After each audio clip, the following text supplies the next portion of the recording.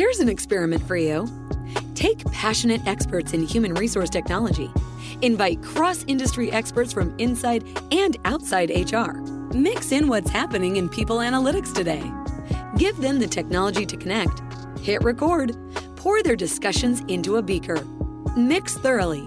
And voila, you get the HR Data Labs podcast, where we explore the impact of data and analytics to your business. We may get passionate and even irreverent, but count on each episode challenging and enhancing your understanding of the way people data can be used to solve real-world problems. Now, here's your host, David Turetsky. Hello and welcome to the HR Data Labs podcast. I am your host, David Turetsky. Like always, we try and find the most fascinating, interesting people to talk to you about the world of HR data, analytics, and technologies. Today, I think we have a really special podcast for you. As always, I'd like to welcome my friend Dwight Brown.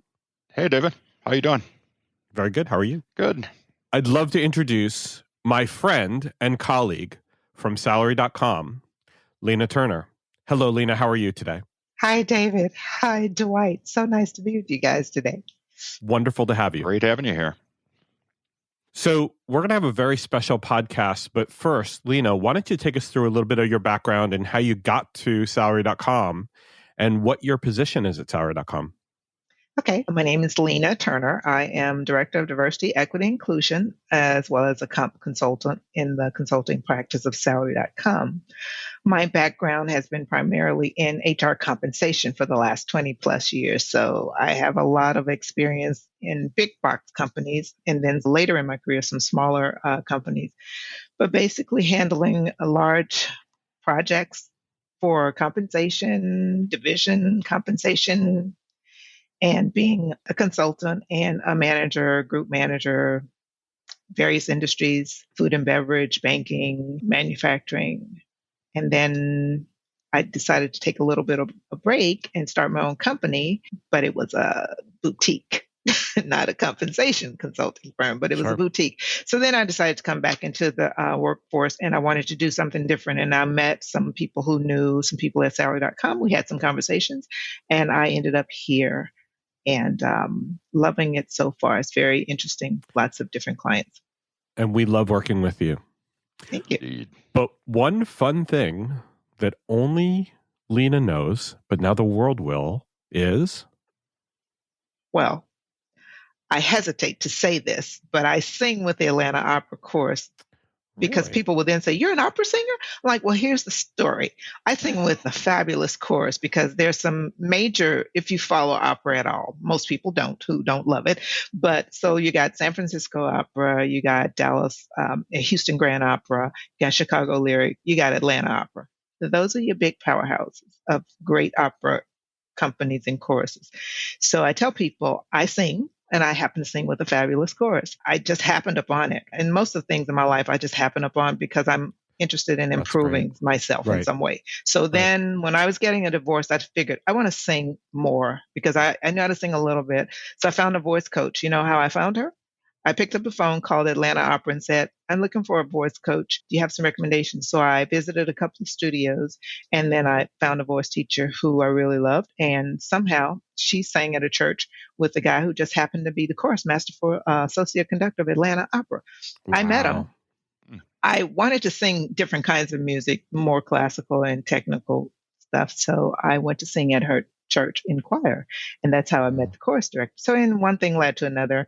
I coached with him a little bit. And then back then you always had to get invited. Even if you sang an audition, you had to be invited for this chorus or for this production. And so the first time I was invited to sing with them was during Easter weekend. It was for a performance of Mozart's Requiem. Wow, I thought I was going to literally pass out. I was so nervous, but it was so beautiful. I had to fight through it. So I'm kind of like that. Whatever I want, if I want it so much, no matter how much it scares me, I have to fight through it. So then at the end of the performance, I was so in love with everything and everyone. And then from there, I was invited to perform different operas. And, you know, somehow it took me to Europe as a part of the Wow. Porgy and Bess cast that Wow. performed in Europe for about, I think we were there for about 8 weeks in one place and then 2 weeks in another place. But it was fantastic. Probably the best Wow. experience of my life as far as Get to singing live goes. your dream. Imagine. That's wonderful. Yeah, that was a good dream. That's awesome. Yeah. Well, I could tell you that I sang the Toys R Us theme on one of the last podcasts we had done, but I'm sure it won't go down as well as you're singing. So maybe during the podcast, we might be able to get you to sing something. I doubt Otherwise, it. so I don't okay. think so. Is there any YouTube videos that we can share with the audience? No, with opera companies, they don't do that because you have to pay to come see everything. Sure. But Okay. now with the coronavirus and things are changing a little bit, they are doing some things that are updated and they are sharing a lot of things via video, but I'm not in any of those things. Okay. All right. Well, sounds like a fascinating journey, and it's wonderful you get to live your dream. Yeah, that's pretty cool. So let's get on to our topic for today, because it's a topic we care very deeply about on the HR Data Labs podcast, which is diversity, equity, and inclusion. And the topic of this particular episode is going to be about your personal journey, your personal perspective, the lens and how it has impacted your career and how it can impact people's career and their success.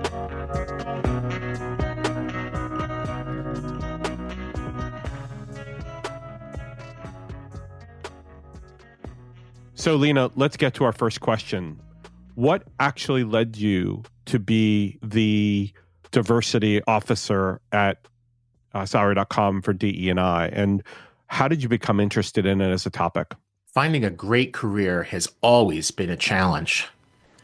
But today, with the massive changes underway in just about every sector of the economy, in just about every country in the world, finding a great new career is even more challenging.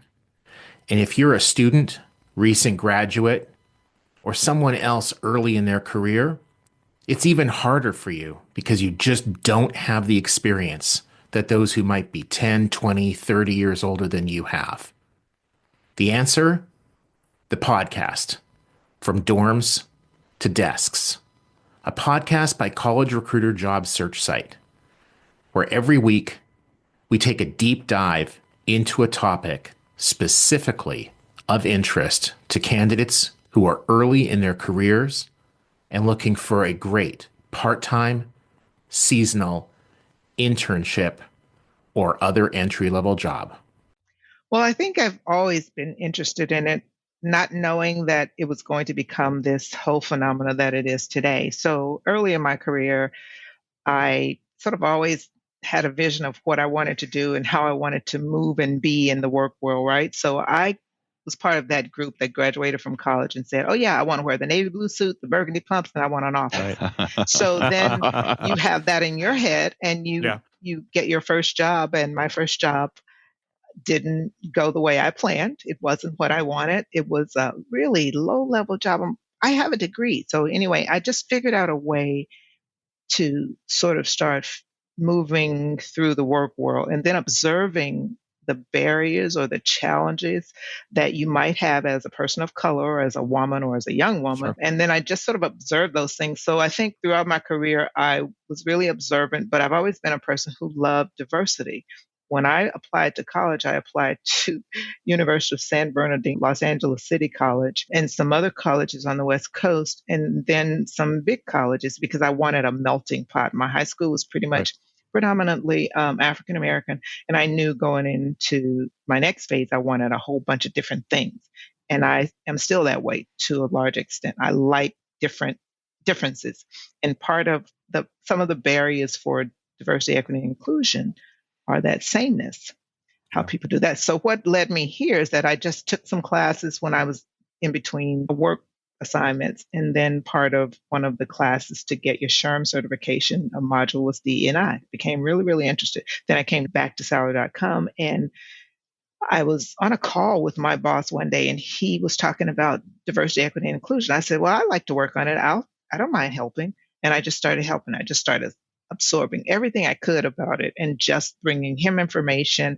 I put together a webinar with some really cool people in the industry, some practitioners that are really doing some great things right now. Christina Sharif from Reddit, and then a young whippersnapper out of Atlanta from Warner Media. And then there was another panelist, but they were really great in terms of what they're doing right now. So I put it together, and we had about 600 people log on to it and listen to that. And I just became really, really interested. And I just started feeding it to my boss. And then one thing led to another. And we Sure. got together one day and said, "You want to do this?" I'm like, "Sure." And that's how it started. So organic, I think. Yeah, but it's a fascinating journey because all too often we get introduced to things in life and we don't recognize the significance it could have on our life, on our career, on our profession. I grew up in a very, very integrated, mixed, wonderful melting pot in suburban New York State where I had friends of every specific type. I mean, it was almost like the United Nations. And it was beautiful because we didn't give a crap about the differences in each other. I mean, yeah, okay, it was high school. We all did because that's what you did in high school. But we relished it. And we all succeeded in it, I think. We all learned something really cool about not just ourselves, but others. Then I went to Penn State, which was not integrated at all. It was a culture shock because I looked around and I said, "Where is everybody else?" And they said, "There isn't anybody else. It's just this." And I felt really lonely. I felt like a fish out of water. And that's exactly the opposite sort of mine, right? Yeah. But the beautiful part about it, Lena, is we all came back to celebrating differences by being able to be put into positions where we could help uncover whether it's unconscious or conscious bias, right, by being able to take how we grew up and how we learned, how we got educated, and then be able to look around and go, there's something interesting and fascinating about this. Let's talk about it with other people. And by having those conversations, you then start to uncover what either was conscious or unconscious, and to help people see the differences or celebrate some of those differences. Right. And I think that's what's beautiful about DE&I today. It's not just about the reporting the numbers, which it used to be about. Yes. It's about celebrating those differences. Exactly. And a lot of people are not quite sure what to do once they get past the numbers piece. They have the numbers and the diversity there, but then what do you do with those people when you get them there? That's part of the inclusion piece that you've got to figure out, because I've seen in my career a lot of really great people get recruited, marginalized community, people of color get recruited into the workplace. And then when they get there, there's no real plan to move them through the organization. So they don't feel included. They don't get to go to the meeting. They don't get to go to the golf outing. I've been in compensation a while, so I put together great compensation packages for these great hires that people bring into the organization. And when they get there, a week goes by, a month, 6 months, and then into the year, and then they're gone. Great package, paid them exactly, but there's no inclusion. Right. And one particular place was just there were lots of men, and they had a great woman, but she didn't really get included in things. So she left after a year. Mm-hmm. So we're back to square one with that goal. It's that alienation that people feel when they get in there. It's not just about getting them in. It's really, how does a person feel included? And right. And by that, now the thing is making sure that people that you hire of diverse backgrounds feel included by creating those safe spaces where people absolutely come to work feeling like they can be themselves and they are contributing, and those differences that they bring to the table are celebrated and communicated. We actually had a guest on, Adriana Dineno from Infor, and we were talking about the business awareness groups, or the what are they called? BSGs, BRGs, the resource groups. Right. And I think that's one way of helping celebrate the differences in employee groups. And it's not just about the identification or the self-identification. It's about having them and giving people the opportunity to join them or not, and to be able to feel comfortable that there are other people who either have their back or are in the same situation they're in, so they can talk about things and feel like that's a safe space to enjoy that grouping. They can feel like they have partners in their success and feel appreciated in that way. And champion Safely. the same causes or conversations that they want to. And an example is a women's resource group. Right. So that I've had the pleasure of being a part of that. And I think that's where we make a lot of the really great strides with women. But that's not where we have to stop. But a women's resource group, it gets to the heart of professional development for women, understanding how women move through the workplace, understanding the needs of women in the workplace, mothers, and the needs of you as a person who comes to work every day. And you have to bring your whole self to work, which means you have to bring that other part of you that's a mother, that's a wife. And how does that work? So a resource groups gives you a chance to sort of talk through those kinds of issues and how things in the workplace may be made better to sort of recognize those differences. And that because you have valuable women that work for you and you want to keep them. So you put together a resource group that talks about professional development, women's work needs in the workplace, and you bring in speakers, you bring in people to help them navigate promotional sort of issues or understanding how you get promoted, what you do, how you have conversations around promotion and everything. So resource groups are a big deal, and that's just one example of a resource group. Like what you hear so far? Make sure you never miss a show by clicking subscribe. This podcast is made possible by Salary.com. Now, back to the show. And that brings us to our second question. And BRGs are kind of one answer to this question. So I'd love to transition to this, which is, what are other ways that we can impact an employee's career growth and development and feel like they're included? Is there a good awareness strategy, or are there specific strategies you've seen work? Or if there's no strategy, how do people feel support? How do they feel like they're included? If there is, these are the things that get impacted from a career perspective that impacted mine and that I think will impact any. If you, don't have a strategy around recruitment, professional development, pay equity, all those things get impacted when you have a strategy, or if you don't have a strategy, then obviously there's a negative impact. If you have a strategy, recruitment, let's just take it for example, or you can look at all of your HR programs. That's a concrete thing any person could do at any company. If you're interested in putting forth a diversity, equity, inclusion strategy, a first look is just take a look at all of your HR programs. So recruitment is a major one. Attraction and recruitment sort of go together. Attraction, look at how you seem to the world, the first impression. Now everybody, the moment they're interested in a position, they're going to go to your website and look at what it looks like. And that first impression says, oh, I don't see anybody who looks like me on this website. I'm going to move on. Or they are more likely to move you down the list because this is your first presentation. So that's attraction. Recruitment.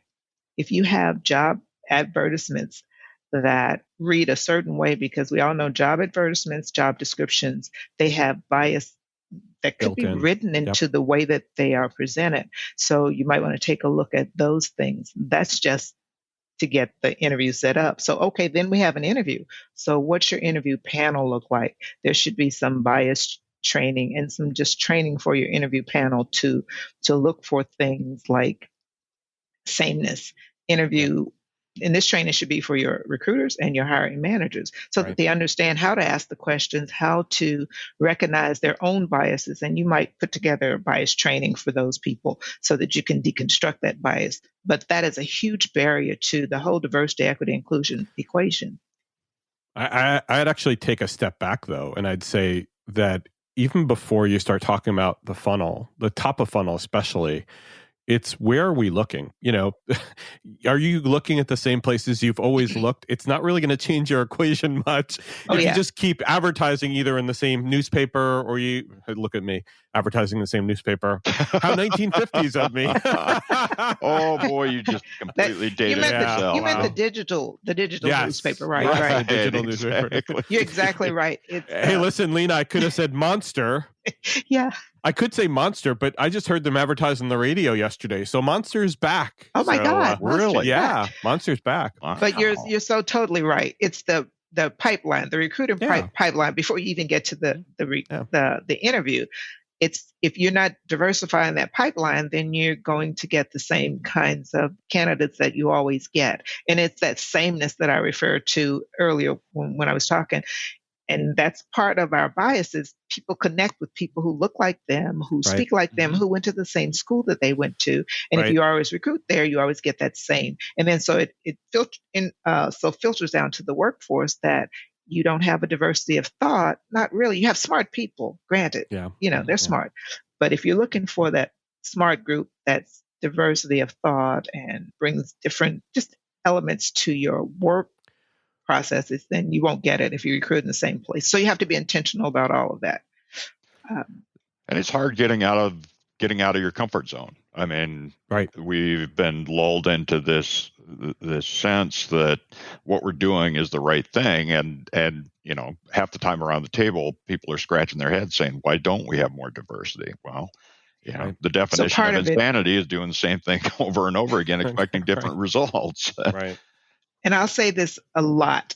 If we talked longer, I'd say it over and over. It's an intentionality. You have to be intentional. Right. First of all, you have to be intentional to have a strategy and be intentional about building goals that help you meet that strategy. So I had the pleasure of working for Coca-Cola.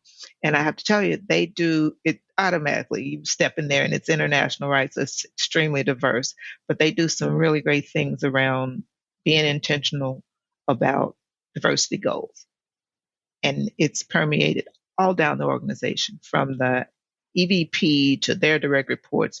And it goes through your recruitment process, how you check in with recruiters on those diversity goals, how you look at succession planning, all of that. And that impacts your career. All of if you don't have that in place and nobody's paying attention to that, you as an employee, you might get sort of left along the way. But Coca-Cola is struggling from two different problems, and I'll use that terminology very carefully. First of all, they're in Atlanta, and so they have literally no excuse for not hiring the best and the brightest that are coming from the plethora of amazing sources of talent that they have at their disposal. And I mean, they have a huge college right next door that, can filter in a ton of wonderful recruits, but they also have a plethora of phenomenal other universities, especially the historically Black universities that are around their campus that they have access to. And it's an embarrassment of riches, I'd love to say. For a lot of the people that are on who are listening to our podcast, they probably don't live in towns like that. They probably live in other areas and might struggle to actually find, because they are looking at the common sources that they have always looked at. I wonder if there are other ways that they might be able to find good candidates, more diverse sets of candidates, no matter where they are around the world, but mostly around the U.S. Well, no matter where you are, all of the HBCUs don't sit in Atlanta. They're in Morgan State. So Absolutely. I could pick up the phone and start a partnership with any of them. Right. The National Black MBA Association has a huge conference, and my company, several companies, it's seen as a professional development event because it's a huge place for recruiting talent. So many companies, all kinds of companies, will have a booth there because they know the talent is there. That's in any city, anytime. You don't have to live here. You have to be intentional about it. So you have to go look for places like the National Association of Asian American Women in Programming. They have conferences. They have a website. You can intentionally seek out contacts and start to build partnerships there. Internships. You can do the same thing to start just reaching out, not at the same university or the same high schools, or Exactly. there's high schools in your area, you probably would be able to look and build a partnership with those counselors there to say, I'm looking at kids who are interested in STEM Right. careers. We have a partnership with that group. And then you start to build from there. And I did a presentation with Heather, a lady who does some other DEI work for Salary.com.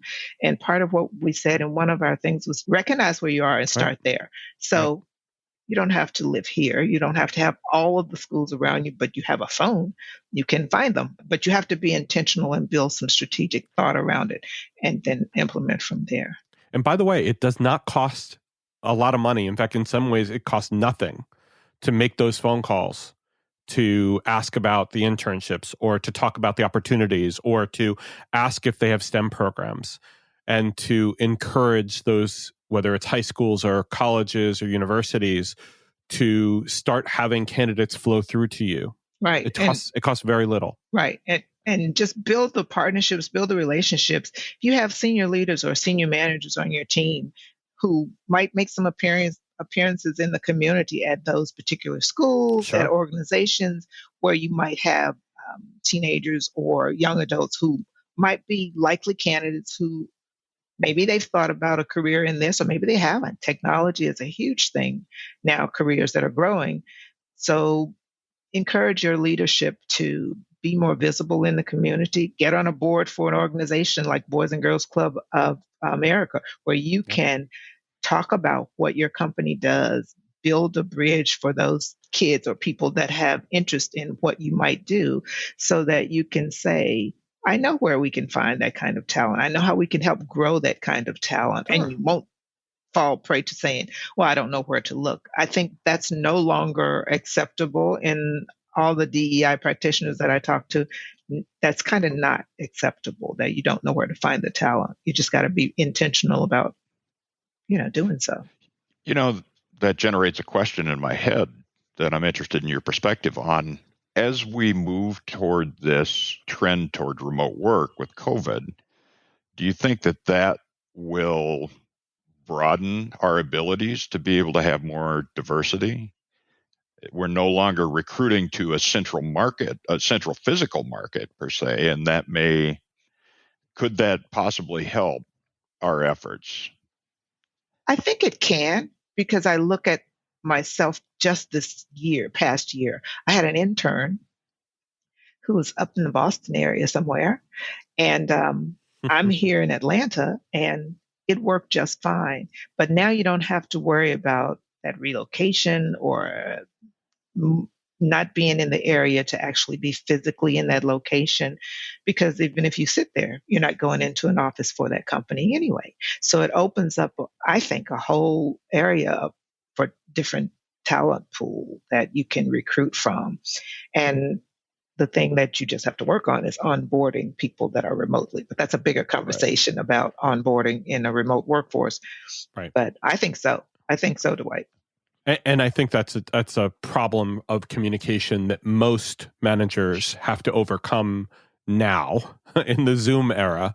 Whereas, before it was let's go out to lunch, or let's talk over coffee, or let's go, sit in the conference room and have a conversation. Right. In some ways it's easier. In some ways it's much harder to connect with people, especially people who have that visceral need to be with someone, but they're having to change and reskill. So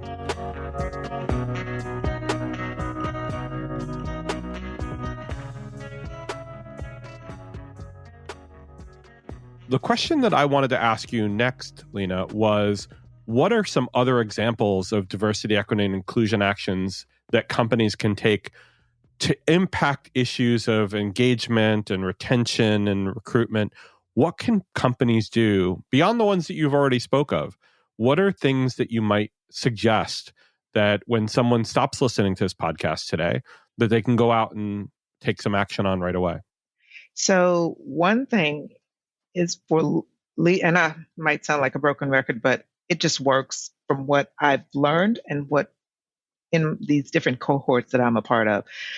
If leadership really is very transparent about it, communicate about it. If you have a strategy, communicate it often. Your employees want to know it. Your line managers need to know it because that's where the rubber meets the road with the hiring managers. So have a strategy. Leadership needs to be bought into it wholly. And I can say that at Sour.com, our leadership is really bought into the whole notion of diversity, equity, and inclusion. That's one thing HR professionals can help drive. Get the leadership bought in and then communicate. Be transparent about it. Let your website show that you have a stake in the ground. That's one thing. Another thing is celebrate the diversity that you have as you try and grow your strategy. If you have leaders that are diverse, when there's appropriate timing, have them on for town hall. Let them speak. Let them talk about their areas. Let people see that we celebrate them. They're just as smart, not special treatment, just celebrating the diverse thought and the leadership that we have. That's one thing you can do. Another thing is lunch and learns help people learn about the leaders. Personal stories are always good. And I had the benefit of being a part of a guy who was a leader in information technology group for a company I worked for. He used to hold these lunches. He would pick up the tab for lunch and everybody was dying to go. And he would just talk about career stuff. So it helped you see his perspective, his point of view, but it also helped you understand things you really needed to do as a young professional and how you might go about networking as an art. He talked about that. So those are some things that you can do. And the other thing is sort of look at your programs. I said it before, but I have to say it again. Succession planning is key. You want to have more women in leadership? Well, how are you planning to do that? When you look at succession planning, where are women in the pipeline there? And how are you preparing them? So you can't just look at it and say, I've got Sally in here and then I've got Bob. If Sally, you're intentional about moving women up the pipeline for succession, how are you preparing them? So you should have a 3 to 5 year plan for that person and a 5 to 7 year plan till they move into that. And I think you mentioned the word intentionality.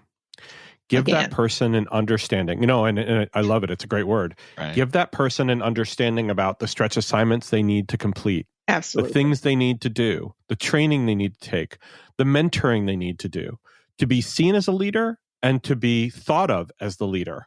So that when it happens, people aren't like, wow, Sally got promoted to that job. It's a, holy crap, how could Sally not have gotten that job? Right, absolutely. And that's why you have that 3 to 5 year plan. It's a 1 to 3 year plan, 3 to 5 year plan, and then they should be ready to move in that position as people naturally leave the organization. And that's what I've seen that really works well.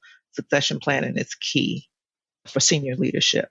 And we've seen examples of this played out in the media, like our friends over at Microsoft in Redmond, Washington, where they, for quite a while, were very open when Steve Ballmer left and didn't have a leader. Didn't have a highlighted leader as being the person yet. And so that has played out in many circumstances around the United States, but around the world, of making sure that you have someone who's next in line, that they're respected, that they've been grown, that they have all the skills necessary, and they represent what you as an organization want other people to think of you as. Right. So, getting back to the intentionality of who is it that you want leading your company, and do they represent your values? Right. And do people understand that? Right.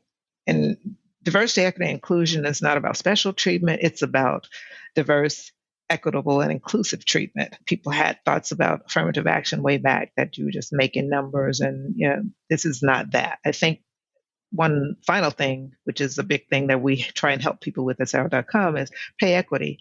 Not just checking the numbers, the boxes anymore. Now you're looking at pay equity through a diversity, equity, and inclusion lens to make certain that you have some good data to make good decisions around when it comes to pay, because people will leave you for pay when it's not right, and they will leave you for pay when it's right, and the other things are not right. So it's not, Oh, yeah. Well, the straw that breaks the camel's back isn't usually pay, because while pay happens every Friday or every other Friday or every month, it's not that. It's the, I don't feel like they value me, or my boss doesn't listen to me, or why am I never put up for promotion, or all those other things you were talking about. But if you are given that 3 to 5 year plan or that 1 to 3 year plan, or if you are given opportunities and you're given the ability to show your stuff, whether you succeed or fail, that's up to you. But Right. at least you are given those opportunities, right? Exactly. And that's the equitable part of it all. But you always want to get pay right. So Wow, she got that tagline in there. I like to say, if you take pay off the table, then you can work on those other things. Because I've been Sure, in compensation right. a while.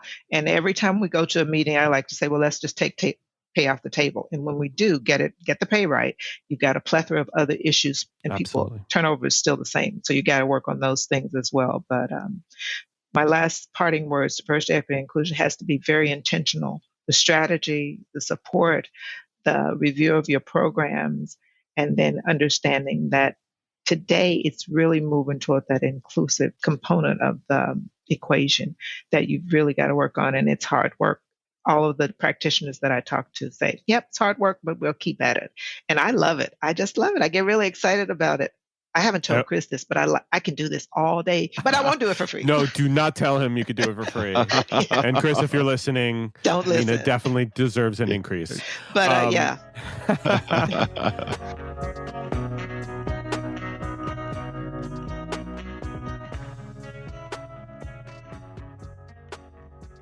Well, Lenna, thank you very much. It's been such a pleasure talking to you today about your personal journey, as well as the things that you suggest the companies do to get diversity, equity, and inclusion on the right path for their organizations. And you give us some phenomenal examples.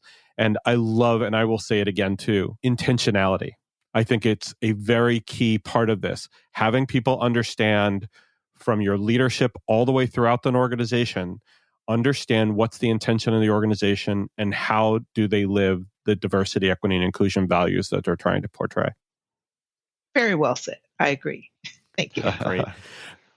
Dwight, thank you very much. Thanks, David. Thank you so much for being with us, Lenna. This has been a fascinating podcast. My pleasure. Thanks. Yes, thank you, Lenna. We'll have to have you back on for another topic. All right. Looking forward to it. And thank you very much for listening. And if you have any comments, please send them our way. And if you like the episode, please hit subscribe. And if you have someone who you think might have found some value in it, please send it their way. Thank you very much. Take care, and please stay safe. That was the HR Data Labs podcast. If you liked the episode, please subscribe. And if you know anyone that might like to hear it, please send it their way. Thank you for joining us this week, and stay tuned for our next episode. Stay safe.